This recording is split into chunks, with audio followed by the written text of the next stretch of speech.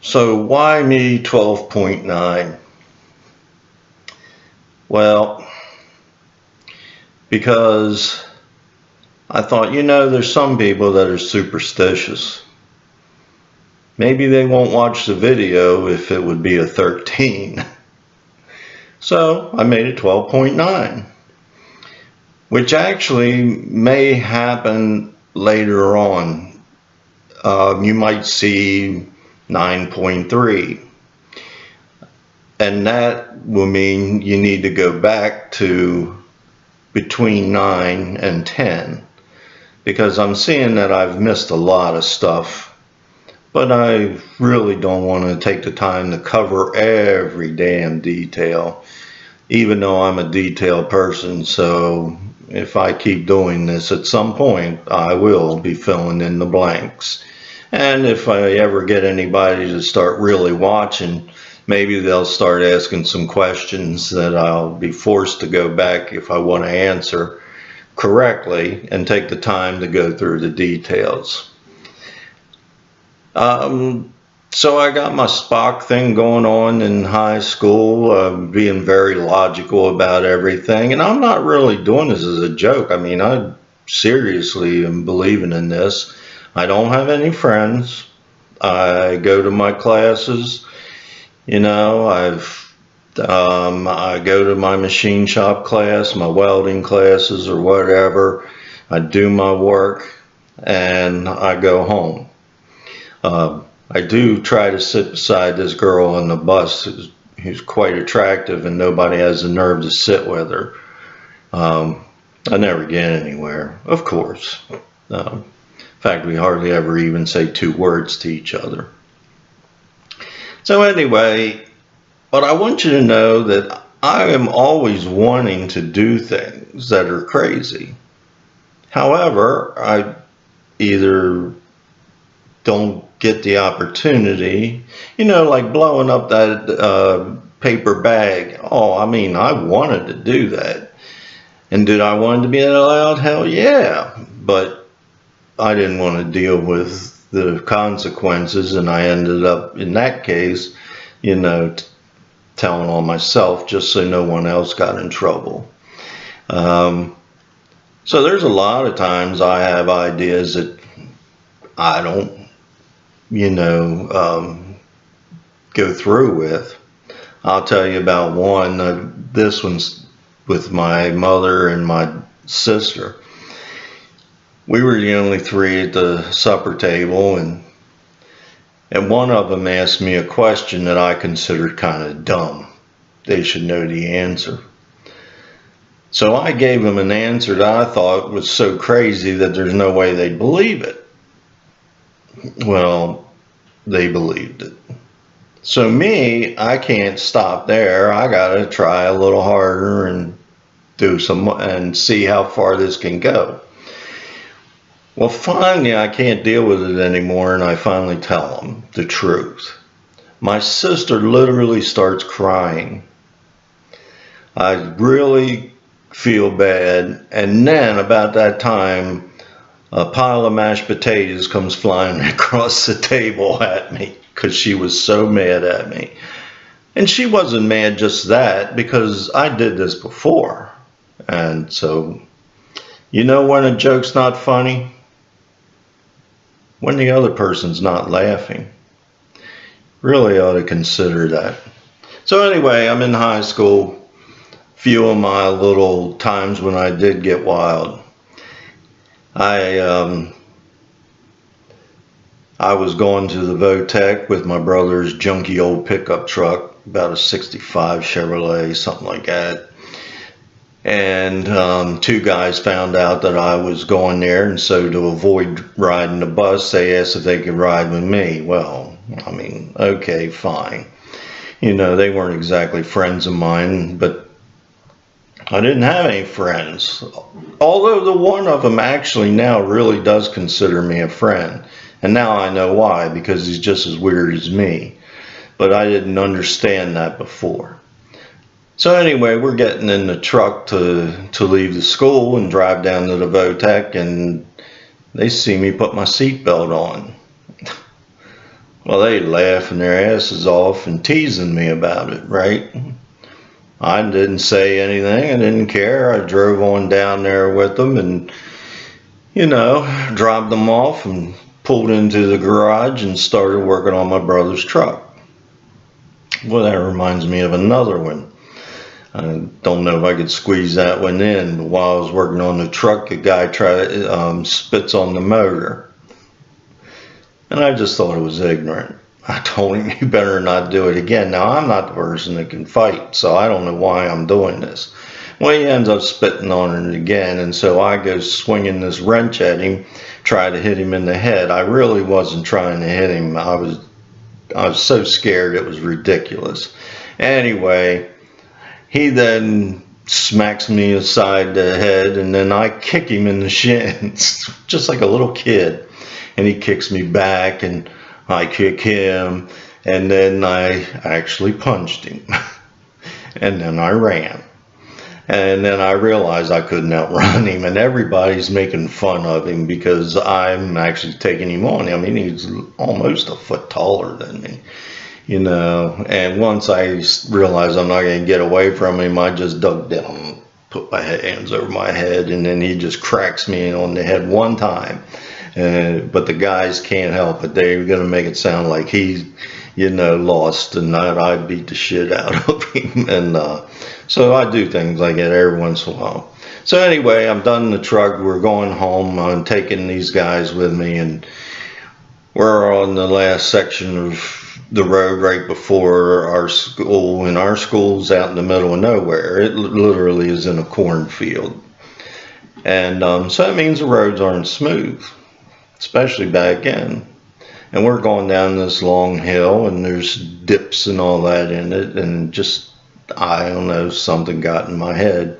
I tightened my seatbelt down, and I stepped on the gas, and I just said, hang on, we're going airborne.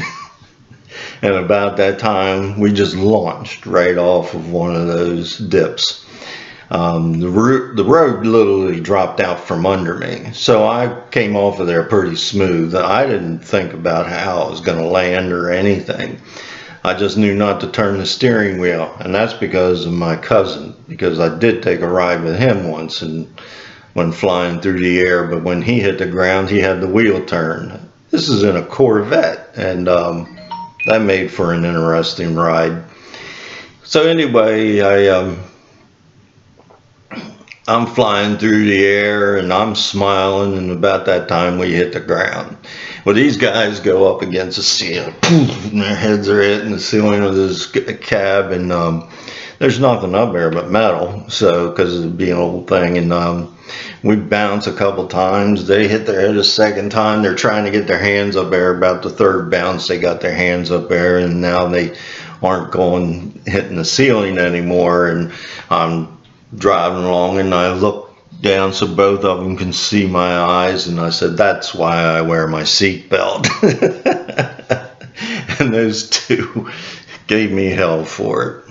So that's one. Another time, this is gee whiz, this is in my brother's GTO, and I'm going down to Votech again to tune his car up, and I get to the lights in Westminster where you can actually drag race, and it just so happened this Nova pulled up beside us, and the guys were saying, he wants to run. Well, I'm not one I don't like doing this shit, but this day I decided I'm going to do it if it happens. So I pull away from the light, and then I shift in the second, which is a mistake. I should have really pulled it up in first further, ran it up further. He nails the gas, the front end of his car jumps up off the ground, and at the same time I hit my gas, but I'm in second. But I got a lot more engine than he's got. I got a 389 with 3 deuces. It ain't, he's not going to pull away easy from me.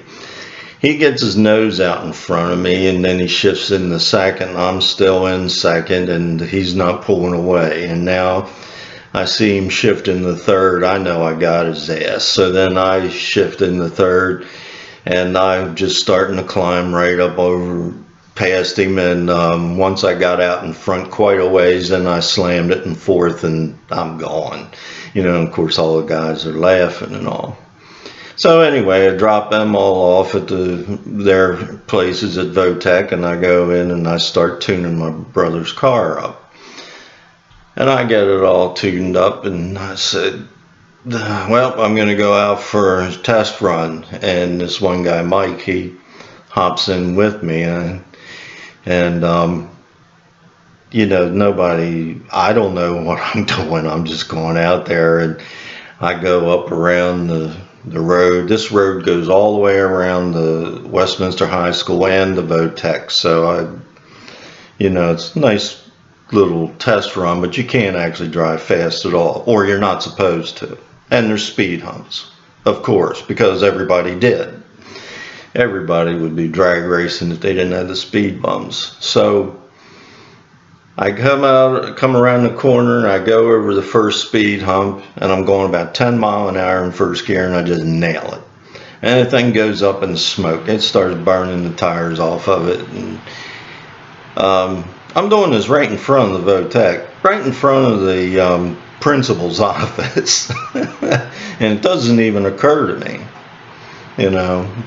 And I go down there a little ways, and I let off of it, and I said, I think I got it right, you know. I said, because usually that's about how it works, you know. If he has enough, if I got it tuned right, it breaks the tires loose in first gear without dropping the clutch, just stepping on the gas. And so anyway, I go a little further around there, and I do it again, and it, you know, of course, breaks the tires loose. Now I'm coming around down to the back side of the high school, and this is a wide section, and it's used for the buses to line up to pick up students, you know, to take them home or to bring them in. There's a whole bunch of the kids crossing that road going to the football field. You know, they have phys ed. I come around the turn and get kind of lined up to go down that road, and I nail the gas, and the whole car goes sideways, and I got it going sideways, and these kids see me coming, and they're running everywhere.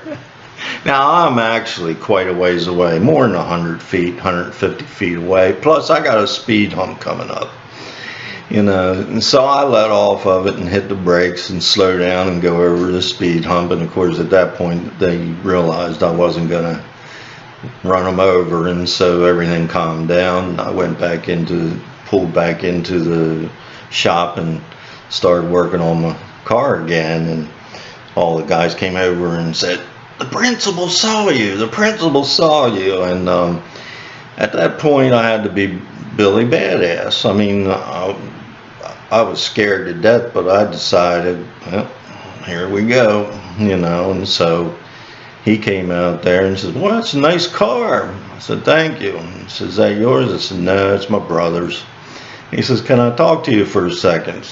Yeah. So we go in the classroom, and he starts telling me how he could call the police and all this stuff. I said, I guess you could. I don't know what the rules are on all this. And he says, you think you're a pretty good driver, don't you? I said, well, yeah, I'm half decent. I mean, you know. He says, well, you could have hit all them kids down there. I said, look, I was way far away from them. Don't tell me that I could have.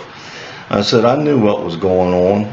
You know, I had a speed hump to stop at, and yes, I did scare them, but I really don't think that I would have hit anybody, even if my throttle stuck. I would have just turned the engine off. You know, and he kept on trying to get me to give in, and I wasn't going to give. Fucking. And finally he says, well, he says, I'm not calling the police or anything on you. He says, let this be a warning. I said, well, thank you. And I said, and I won't do it again. I said, I appreciate it. You know, I'm not going to be a total idiot about this. I mean, I'm being lucky. So he let me go on that one. But that's just kind of the way I am. I get, you know, thinking about, I just see an opportunity and it just pops in my head. Another one. Now this one may cost me a little bit. We have a 4-wheel drive power wagon built back in 1947. It's actually an army truck that was painted, you know, red and black and sold as a you know, commercial vehicle or whatever. And I had it worked on, and I had it back at the high school, and I was getting ready to leave, and one guy says, "Hey, you ever do a burnout in 4-wheel drive?" I said, "No, never have." Now this truck's heavy. I mean, it ain't gonna do a burnout, but the guy bugs me enough. I said, "All right, I'll try it." So I had to reach down, get the gear selection right and all that stuff for it, and I rev that engine up and I drop that clutch, and it bites so hard, it launches so hard, it throws my head back, and I hit the steel of the cab, and wonder it didn't break my neck because there's no headrest or anything, and I hit my head so hard I almost knocked myself out, and I was lucky that I found the clutch and the brake pedals to get the thing stopped. And I had a headache so bad, the guy comes back up to me, I had the windows wound down, that's why I get hollering. He says, "Your tires didn't spin at all." I said, "Yeah, well, I think I need to go home." I went home, parked that truck, and had to go upstairs and lay down because my head was banging like nobody's business. But there again, that's just the way I was. I would be so quiet and never do anything, and then all of a sudden something clicked because I want to do it. I got stories like that. I'll be telling a lot of them once I get older, believe it or not, actually more immature, at a higher level of immaturity. So thanks for listening. Hope you enjoyed it.